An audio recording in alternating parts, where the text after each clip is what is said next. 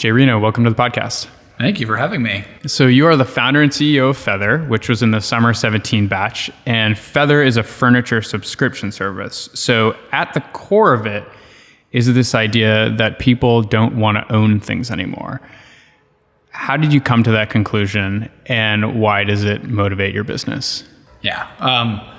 High level, I think I saw three things happening in my life. The first was I had moved 7 times in the 9 years I've lived in New York City. And that's just above average, actually. That's not too far out of the ordinary. And each time I've moved, I've had a completely different life situation. So I've lived with roommates, I've lived with a significant other, I then moved back in with one roommate, then I lived with 2 roommates, then by myself, then with a significant other, and then by myself. Okay. And at each phase of my life, I've had completely different needs in my apartment. So, the space changes, the layout of the space changes place to place. Mm-hmm. The needs, or the furniture needs in that space change dramatically. So for example, one roommate might have had the sofa we needed, but not a coffee table. He didn't have a bed for me, so I had to bring my own bed and mattress, etc. Then when I moved to the next place, that stuff might not have fit physically or stylistically in the next space. So it might have been like a modern apartment the first time, then I moved into a pre-war building in Brooklyn. And at each phase, you have completely different needs. And so one, I realized that moving is a pain. It's just, we've all experienced this so many different times.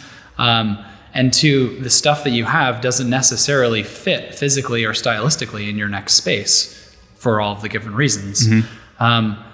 Couple that with basically there being a massive problem of furniture waste in the US. So what people are doing to solve this problem today is buying, IKEA, Wayfair, what you might consider disposable furniture that can be assembled once and set up once in someone's home and doesn't really transport very well. It's not meant to be disassembled or moved.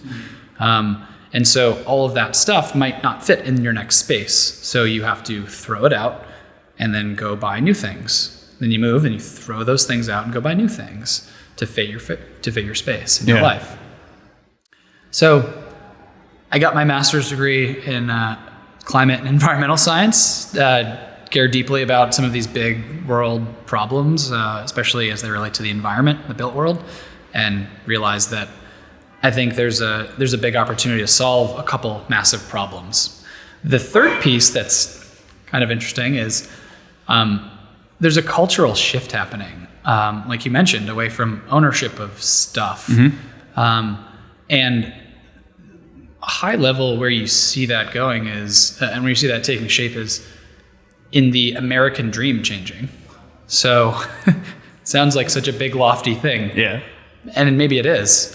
But our parents' generation cared about getting a house and cars and having a white picket fence with things in their life settling down. And our generation cares about totally different things. We actually aspire to have something very different, which is freedom and flexibility. Mm-hmm.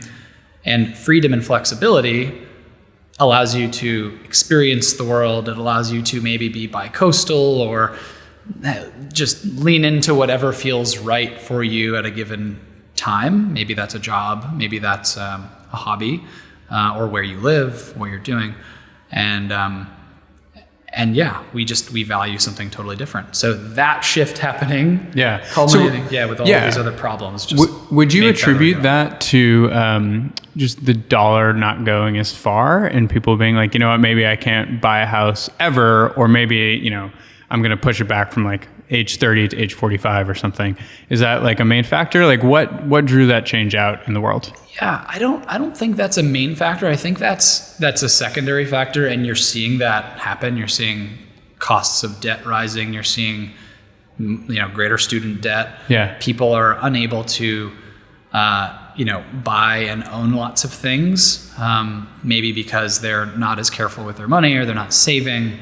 et cetera. Or, in the front end, you may not have been given much money by your family or anything like that.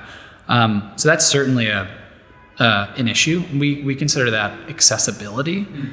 So Feather does give people access to items that they may not otherwise would have purchased, and instead would have maybe purchased something disposable that's cheaper. Right. But the reality is most people are using Feather, and companies like us, whether it's Rent the Runway or Uber or Lyft or Spotify, et cetera, because they don't necessarily want to own things and have things tying them to a physical space. Yeah, I found that really interesting because I was listening to a podcast with you that you'd done a couple of years ago, and you were talking about the fundraising process, and you were basically you're talking to people at VC funds who definitely have the means to like buy something from, not crazy expensive, but like West Elm. Yeah. And they were still buying IKEA garbage. Yeah. And so what did the prototype look like for Feather? Did you just like sell to your friends? Like, how did you ultimately figure out that this was the product? Yeah. We started as a rental business. Okay. So the prototype was, hey, ownership is the problem. Today, everyone buys their furniture and owns it, and that creates a lot of waste because they have to be fully responsible for their thing. So they end up buying things and throwing them out. And on the cheap end, that's, I guess, kind of what you end up doing. Yeah. Someone like using VCs as an example, they've got, even, analysts, associates, principals, they've got pretty decent salaries. And like you said, like they'll still choose to purchase the disposable thing. And a lot of people do this. And the reason is because it's flexible and it's convenient. Yeah. That is what Feather solves today. And so the prototype that we created was, okay, let's create a simple solve, an MVP that allows us to say, would people prefer to subscribe to or rent things rather than buying them up front and owning them and throwing them out? So I built that, by myself, just at my apartment, and just tested it, through friends. Okay, so walk me through what it actually is, because people are so curious. They ask us about this all the time. Like, what can my MVP look like? How do I really test out an idea? Is a form for like one type of couch? Like, what was it actually? Yeah. For this to work, you kind of need to have a little bit of merchandising. You need to have a little bit of a visual aesthetic and appeal to see what furniture is, what the price is, et cetera. Yeah. Thought maybe a spreadsheet would work, and that's just not enough. Didn't work. Didn't okay. work. But there are templates that exist to create web shops. There are a few, if not many, companies that do this. I used Shopify. I was paying $89 a month, I think it was, for what was then like a premium plan. Yeah. So it's not that much money on the face of it, and ended up, I have a bit of a background as a product manager, so I found a very inexpensive engineer who was living in India, and she was being paid maybe $16 or $18 an hour, all in to just build the MVP. I decided that I felt comfortable investing up to like $2,000 or $3,000. I can't remember what it was, of my own personal money. Yeah. So I said, great, this could go nowhere. I'm just gonna build that myself in the confines of my home, and that's how much it took to create it. How much money did you make off of that MVP? It's really interesting. I had it running as a side project while I was working my full-time job, and just sent out a blast to friends on Facebook to see if anyone gave a shit. And it turns out some people did. And the first 2 orders were friends. The 3rd order was a friend of a friend. Okay. The 4th order was a friend of a friend. And I was like, interesting. Yeah. Okay, that, sample size of 4 doesn't give me all of the confidence, but certainly gives me some confidence that people who I have no idea about, I don't know, are actually using this thing. And how many products did you have? Ooh. We had enough.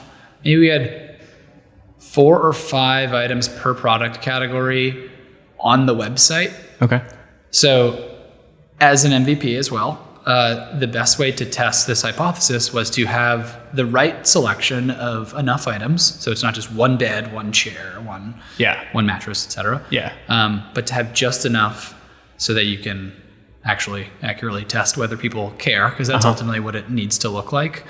And what I did was I put items on the site from a retailer who could ship me things just in time, effectively. So when a customer would go on our site, they would place an order for an item or multiple items for their home. And I would then in turn say, okay, great. They're committing to this furniture for 12 months or whatever it was. Okay. I'm going to go buy it myself and deliver it myself. And they're going to, I'm going to own all of this furniture up front. And I felt comfortable doing that rather than stockpiling everything up front and assuming that it was all going to go well. Okay. And so your model was based around the furniture earning itself out after 1 year? Yeah. Okay. In the early days, yeah. Was there any margin you built in the first year? No. Okay. It was, I mean, I wasn't paying myself, so there was no delivery expense or assembly expense, but I went and had one other person go with me who I'd usually find on TaskRabbit, who would have the truck. Yeah. Because I also didn't have the truck. So and I'd be like, lift the couch upstairs with you. Yeah, lift the couch upstairs and also deliver it for me with me. I'll be your helper. Yeah. So I did that for the first number of orders. Okay. It was at that time that I realized it's important to kind of get feedback from the industry as well, not just consumers, as to whether the industry, who's by definition been in the industry, thinks this is a good idea or not. Well, yeah, because to be clear, I wasn't aware of this, but listening to podcasts with you, furniture rental is not new. Yeah. Yeah. Okay. So what's the history of that market? Yeah. So furniture rental companies are not new. You have a few legacy companies that exist and have been around for 40 years, like Court, for example. They're in all 50 states. You can get furniture rented and delivered to your home. The furniture is not for our demographic, for people between going to college and buying a home in urban environments. It's meant more for corporate relocation. It's super old and steely looking. It's like... Meaning like really high end or just like not the aesthetic or all not the as above? much all high end. They have a range of prices, but yeah, the aesthetic is not appealing. The brand is just not appealing to the demographic at all. The UX is very different.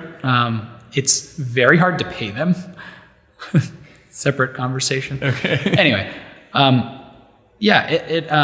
so this rental market does exist, but we came out and said they're not addressing the massive opportunity, which are people who are currently buying furniture thinking they want to buy furniture, but in fact, what they actually want is the flexibility to be able to subscribe to furniture. Mm-hmm.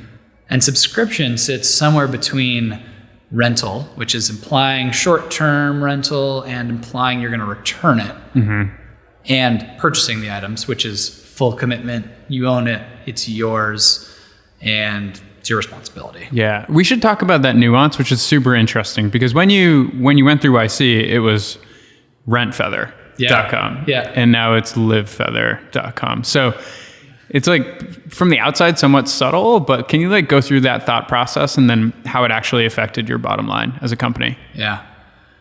So we were RentFeather at the beginning because we assumed that rental was the correct solution. Yeah. That ownership was the biggest problem, which in fact is true, that people don't necessarily want to commit up front. Yeah. But it's not that they should never own something. It's that you shouldn't commit up front. Yeah. You shouldn't commit to ownership today because you don't know what's going to happen in your constantly changing life.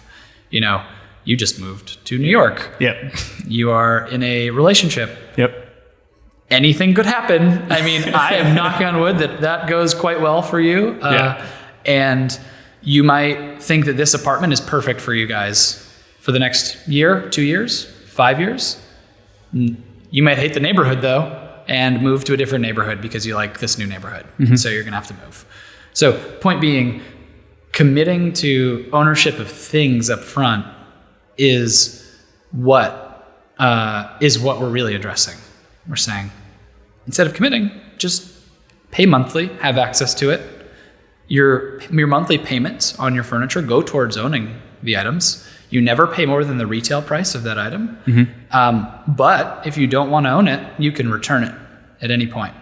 So the evolution of the company went from rental, definitely don't own, it's wrong to own, to, hey, why don't you just make the choice later? And so we evolved the way we communicate that to people from a rental company to a subscription. Right. So you kind of just defer the choice. Yeah. And so how did that become obvious to you down the line? Were you doing like customer interviews? Like how did you figure that out? Yeah. I mean, you have to talk to people. You have to look them in the eye. It's not enough typically to just do user interviews over the phone. Video is helpful. Okay. If you can meet people in person, or like I did, do the deliveries and see the people who are using your product, see the living situation they're in, and see the furniture that they're choosing, you get a lot more. And so that, just going there, asking a couple questions, them not necessarily knowing that I was the founder of the company, was quite valuable. Okay, interesting. Yeah, because I always figured it was, because I met you right before you did your interview, right? And I always figured that furniture was an expression of self, and it doesn't seem to be for a lot of you. I mean, some elements are, but like, can you just walk me through how you realized that? Because I figured, that was like core to someone's apartment in their life. You know what? You might think that, and to some degree the style of the thing is, but not necessarily the color. Yeah. So furniture, the overwhelming majority of people purchase furniture, and the overwhelming majority of people purchase colors that will go well with the pops of color that they have in their art and their rugs and their pillows and the things that they got on their trip to Africa, right, or wherever they traveled and got a really cool thing, or from the store down the street. And so the furniture is like, it's an expression of you. It needs to be comfortable first and foremost. It needs to fit whatever the aesthetic is of your place and of your own personality. Yeah. So some people like, modern, and some people like mid-century modern, and they're quite different in aesthetic, and it says a little bit about a person. But aside from that, you don't actually really need to have so many different colors and shapes and textures. Where that comes through is in the little accessories and all that kind of, it was just really surprising to me because I browsed your site like 2 years ago, and then I browsed it this morning. It's like, oh, this is very different. Yeah. But also not. Like, it's not like infinite choice. It's actually like fairly curated. Totally. And so it's not all that different from your like MVP, just a much more legit back end at this point. There's a lot in the back end that we've been building over the last 2 years. Yeah, so that's something I want to talk about too. So you're in multiple markets and you're also dealing with physical products. What have been the key takeaways scaling something where you're delivering real things to people? I think there's two important points to mention. First is you have to respect logistics and respect operationally intensive businesses. And, I think there have been a lot of venture-backed companies that have very high demand that should exist today, but they maybe ran too quickly and didn't necessarily respect the logistics or the complexity of building an operationally intensive business. And in order to do this effectively, you just need to step back and respect it. I think the other point is for a business that relies on software, on people, on unique inventory management systems, on a complex reverse logistics process, you have to heavily rely on software. It's fundamentally a data problem that we're solving on the back end. And the software that we've created over the last few years allows us to effectively deliver furniture to people's homes. I think from the outside, you can look at a company like us and say, hey, well, in the early days, didn't you and your TaskRabbit just throw the furniture in the back of a truck and deliver it to people's houses? And yes, that's true. But those are probably negative margins. Those were negative margins. Yeah. Those were proof of concept. Those were, we weren't optimizing our routes efficiently. We didn't know how much revenue each product had generated. We didn't know which product categories were doing well or not doing well. Yeah. We didn't have the ability to have route optimization, which I said already, actually. Yeah. There's just so much that you need to build on the back end. And so how much of your stack at this point, like several years in, is yours versus third parties? Almost all of it is ours. Really? Okay. Yeah, it doesn't, the software that our business needs doesn't exist off the shelf.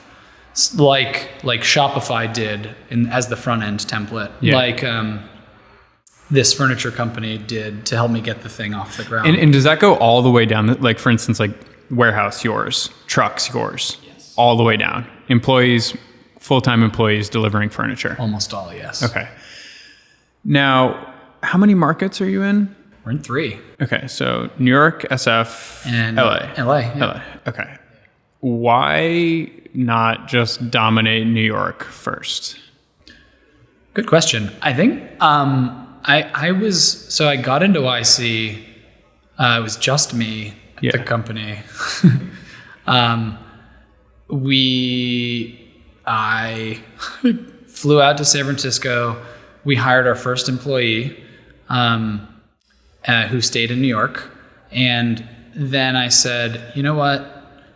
I'm in San Francisco. There's a big opportunity to service a lot of the people who are in YC. Mm-hmm. And there'll be a very good use case for us to test and learn that is just there right off the bat. So why not effectively open that market with very low overhead? Mm-hmm. So I did that. It was, I think it was a good move. Ultimately, we learned a whole lot. And it's a market that does very well for us. So, yeah. So just try, well, because like with an operations heavy business, I think you could make an argument for the other side quite easily, right? Like we scaled too fast. We want to own the whole stack. We fucked up and like went to San Francisco. Yeah. And it was a total mistake. So in terms of learnings for you guys, how similar are these markets? That's a great. So this was 2 years ago that I flew to San Francisco with my suitcase to go to YC and had nobody on the ground there and decided to open that market effectively with no one on the ground there. Fast forward to today, 2 years later, we've only launched one more market. To your point, it's there's plenty of room to scale within the markets that we're in. 2, it's a logistically complex business, and we wanted to make sure that we had that honed in the markets that we were in. Mm-hmm. And we also felt it was really important for us to launch a new market so that we could effectively have a new market playbook that we had been testing and iterating over time and then launching. And so now that we're in 3 markets, we launched LA back in May. Okay. We have a very healthy playbook for growth. Okay. So now you've raised a bunch of money. You've scaled the company to pretty substantial size. For other founders who are doing an operations heavy business, how would you order the employees that you hire? Depends on who you are and what you're good at. Okay. I think is really the first place to start. Okay.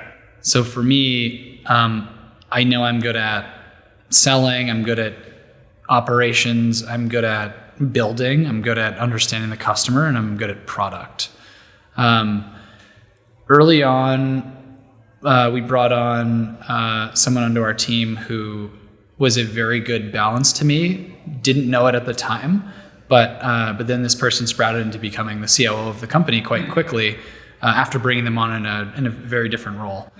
And knowing that this person was just incredible, the things that I was less incredible at, it was a very important place for me to put this person. I was also a solo founder. Yeah.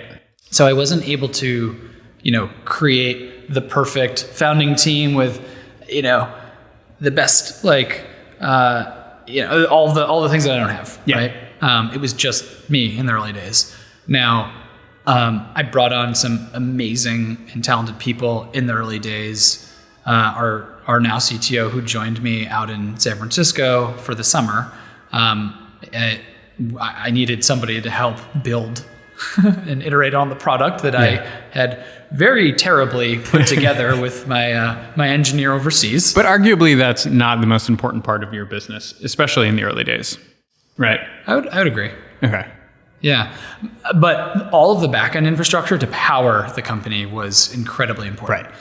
As you start getting to even a moderate level of scale and complexity in this business, which gets more complex every single month, you need very critical pieces of software in place to make all of that happen. Yeah, totally. So what else has been, I don't know how else to put it, like unexpected as you've scaled this company? Like you said you really like product, but now you're managing all these people. Yep. How's that going? Yeah. No, I think there's a balance of having to continue to learn on the job all of the things that you were not necessarily good at, or things you didn't even know at all, to get better at those things, while also leaning into the places that you are most comfortable and do the best work. It's easier said than done. You're getting pulled from both ends. So my role now is still somewhat like difficult to understand. A lot of what I do is I'm sort of like the snowplow out in front of a line of cars, getting all the snow off the road and saying, okay, cool, this is a good path. Let's go down this path. Okay. While also having to look back and be like, all right, let me work with all of our team leads, department leads, to help answer questions and provide vision based on what I've seen out in front. Two totally different skill sets. Yeah. But you either have to lean into both of them and get really good at both of them and continue doing both of them, or at some point pass the baton onto somebody who can do one or the other more effectively, because you just have an infinite, or and a finite number of hours in the day. But how is that? I guess what I'm most curious about is like, how does that make you feel as a founder? You know, who's someone who's like, you've worked on startups before Feather, like you've been on small teams, like hacking stuff together. Obviously you hacked the beginnings of Feather together. Yeah. Like, you know, what does it feel like to have, you know, this thing that you wanted to exist, like you will it into the world, and then it completely changes in terms of what you actually do day to day? Yeah. What's that experience been like for you? Yeah. I mean, I've loved every minute of it. I've loved the first 2 years of just grinding and growing the company. And I think the first couple of years of a startup is all about heart, mission, dedication, and grit and intensity. Mm-hmm. And once you start to hit product market fit, you have to, and your company is starting to scale, you really need to start focusing on process, on improvements in the way you lead, improvements in the way you do everything. And you know, there are more things happening on your team that need addressing. You don't know what's going on at the company, so you need to be a bit more structured in how you're meeting with team leads and providing them value, and also giving opinions. And so, yeah, we're right now at a very interesting shift in that trajectory of the company, where we're sort of building process for scale, while also like shedding all of the heart, the like just grit and get it done until it's done mentality. Right. Yeah, kind of that like shitty buggy code that you write in the beginning to get it done. Now it has to be functional and working well. Totally. Interesting. Okay, so in terms of scaling the company, management-wise, has any advice or any learnings you've picked up along the way been completely counterintuitive that you would be willing to share? Yeah. I mean, at least in the earlier days, you know, it's really important to focus, sure, to be very focused on a particular thing and drive towards whatever that goal is. Mm-hmm. But at the same time, in the early days, you need to be seeding as many opportunities as possible so that you can hope that one of those 10, 20, 30 seeds you put out into the world, or a few of those 10, 20, 30 seeds you put out into the world, will sprout and become an opportunity.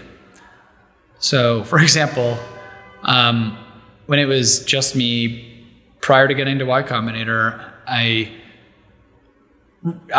wanted to, like I was mentioning earlier, meet with some people in the industry to get their take on this as an opportunity. And I ended up cold emailing the CEO of West Elm. It's one of the people. He got back to me right away and was like, "Oh, this is fantastic. I love this. Do you want to come in and meet?" And I was like, "Whoa." Yeah, great. Yeah. And after 2 meetings with him, he said, This is incredible. We'd love to partner with you. I don't know, how many millions in revenue you guys are doing, or how many people you have in your team." And I was like, "Oh yeah, no, we're great. It's going real well." We probably had 10 orders at the time. Yeah. But because I planted all of those seeds,